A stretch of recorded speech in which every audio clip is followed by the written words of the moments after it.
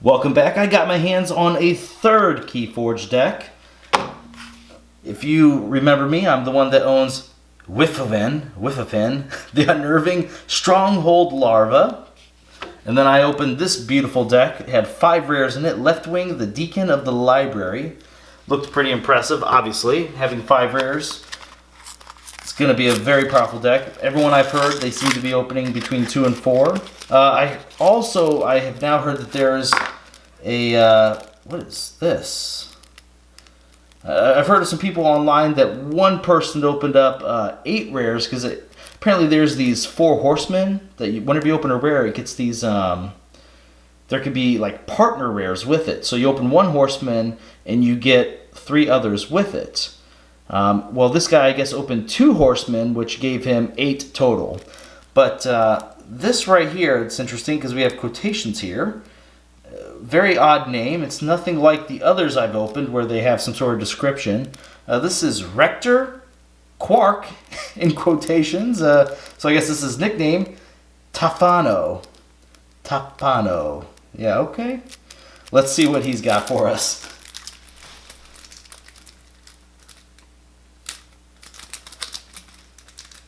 And I'm looking at my little code card here. See how many rares. Looks like... Okay, we have 3 rares in this guy's deck. Rector. That's an interesting name, Rector. Okay. So we got Dusk Runner. This creature gains Reap. You steal 1. Shadow Self. Wait a minute. Oh man, this guy's common. He has 9 power. Okay, he deals no damage when fighting.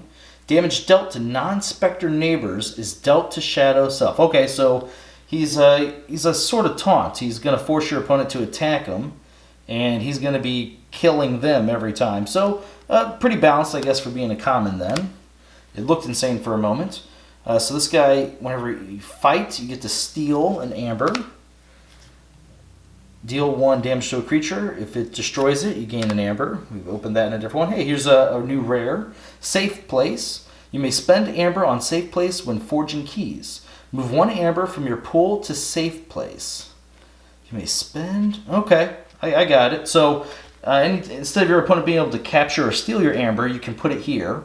And then whether you're going to use this artifact or what's in your pool, you're able to spend those for the keys. So yeah, that's pretty interesting. I guess it's an okay rare. I'll have to see it in play to understand a little bit more of it. This deals 2 damage to a creature. If it destroys it, you get to steal an amber. Deal 2 damage to each creature. I opened that before, not bad. Sacrifice friendly creature. If you do, you do 3 damage to each to 2 creatures. So I'm going to hope that there's a few pawns we can sacrifice in here, especially because we have 2 of those. Your opponent skips the next forge a key step on their turn. Okay, seems par for the course considering this particular clan here. What is it? Oh, it says on the card. Let's check it out. This seems to be all about, or wait, maybe it's shadows. Oh, it's shadows. I was looking at the color, not the symbol. Since it seems to be about stealing, to be able to stop them from forging, let them build up and steal, pretty good. Here's an uncommon. You get to archive a card.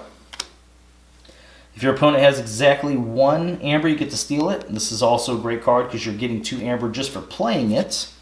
So they don't even need... Your opponent doesn't have to have 1 amber to use this card. You can still play it, get the 2 amber. It just has the bonus of if they have 1, well now you're getting 3, 1 of which was theirs. Okay, we got Toxin. We saw him before. Your opponent discards a random card from their hand. I like it. If your opponent has no amber, you gain 2. Pretty good for a 5-power creature there. Your opponent must pay 1 amber in order to use an artifact. Okay, so this card is going to be...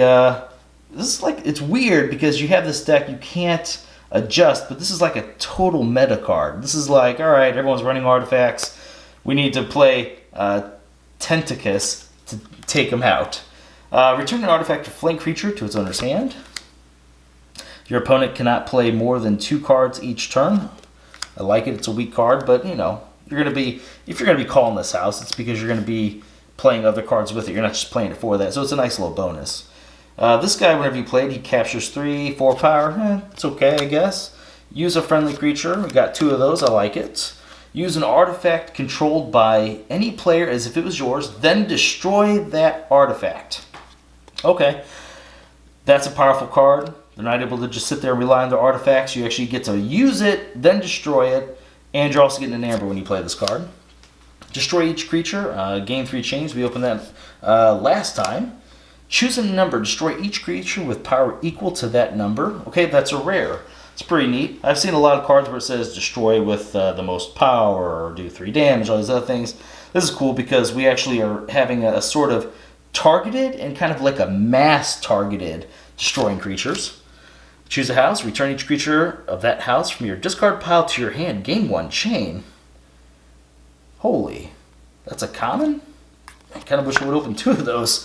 Being able to fill your discard up and then all of a sudden return every creature from a particular house. And then, of course, you're going to name that house next turn. That's amazing. We got Troll here. So he's 8 power. Reap. He heals 3 damage. I see no downside to that. Why is that so good? Don't feed it. It'll go away. A troll, naturally. Let's see here. Deal 2 damage to each other undamaged creature. That's whenever you play it. Nice. Like this gang or chieftain, which we happen to have 2 of. You may ready and fight with a neighboring creature. We talked about this, I think it was in the first video when we opened this clan. So every creature comes into play, and you're unable to use it. But this guy, whenever you play him, allows you to use the neighboring creature. So, same exact turn. So here's this guy we had before, this troll. Bam, it's 8 power immediately we get to use. There's the other one, Fire Spitter. Deal 1 damage to each enemy creature. That's before it fights. Whenever you play this, your opponent loses an amber. Okay. This is an Omni. Whenever you sacrifice it, your opponent loses 2 amber. This deals 2 damage to a creature. It's an artifact. Interesting. Uncommon. Makes sense. So each turn, every turn this artifact's in play, we can do 2 damage with it. Loot the bodies. For the main turn, you gain 1 amber each time an enemy creature is destroyed. Pretty neat. If your opponent has 7 or more amber, they lose 4 of it. That kind of seems situational to me. I'm not sure about that one. Here's a rare. Put each artifact on top of its owner's deck. So this deck definitely is like to counter artifact decks, but I don't know if you're going to expect it. I mean, maybe there's a bunch that are going to be out there that are completely overpowered, and suddenly this deck has just a ton of value because it has all these different ways to destroy it. But yeah, I don't know. I don't know about that. That's I feel like this deck is a little gimmicky. I don't know about you, Quark. You look cool. I'll give you that. All right, see you next time.